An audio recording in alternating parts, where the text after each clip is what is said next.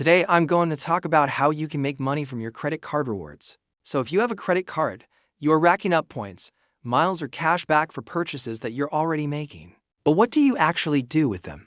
How do you get value from them? Because if you just let them sit there, they're not really worth anything. They're going to expire. With credit cards, it's all about maximizing value. So I'm going to go through for ways that you can use your credit card points, miles, or cash back to actually make money in your pocket. The first thing you could do is transfer your points to an airline or hotel program. So most credit cards allow you to transfer your points, whether it's called points or miles, to an airline or hotel program in a 1-to-1 ratio, or sometimes even better than 1-to-1.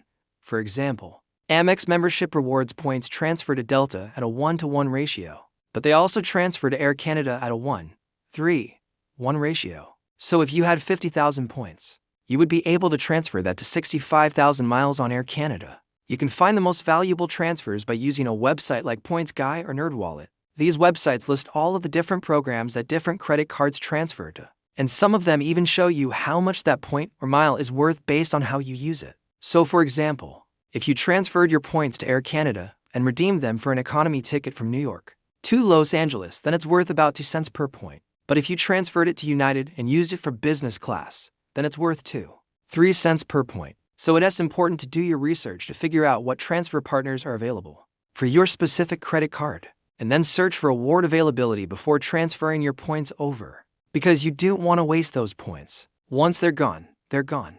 If you don't see any award availability on the dates that you want, then consider holding off on transferring those points until you find the right opportunity. The second thing you can do with your points is book travel through a portal. So with this method, you can either transfer your points to an airline or hotel program and then book directly through their website, or you can book through a portal like the Chase Ultimate Rewards portal.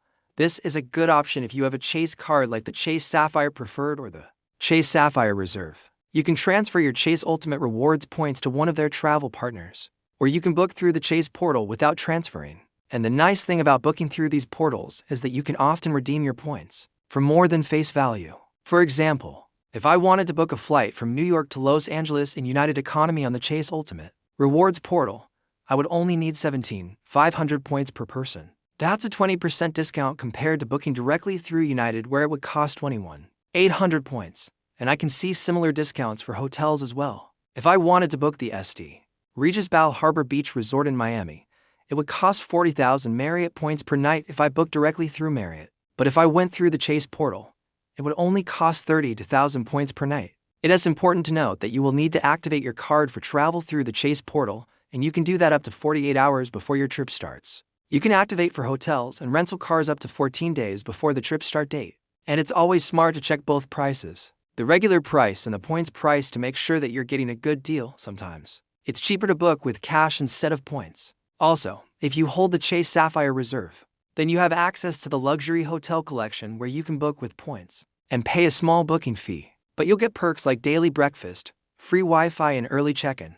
So if you want to learn more about that, I made a full review of the Chase Sapphire Reserve. A third way to use your credit card points is to transfer them to a friend or family member who can use them for travel. So if you don't have any upcoming trips planned, then consider gifting those points to someone else who can use them. A lot of programs allow you to send points to other accounts, so you can send them the points, and then they can book whatever they want. And I think this is especially valuable if you have someone in your family who doesn't have a credit card.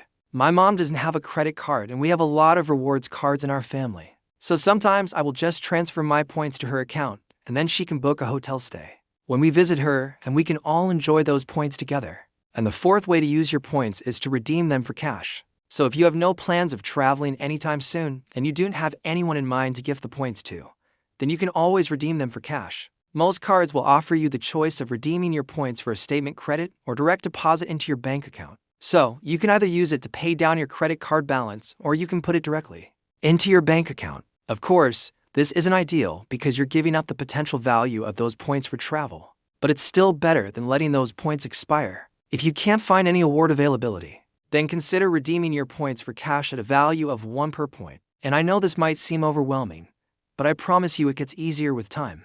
So start by just picking one card. And if you want to learn more about which cards are out there, I have a playlist with all of my favorite credit cards. You can find that playlist linked in the description box below. And remember, The best way to use your points is by maximizing their value. So try to find creative ways to use them. Don't settle for the first option you see.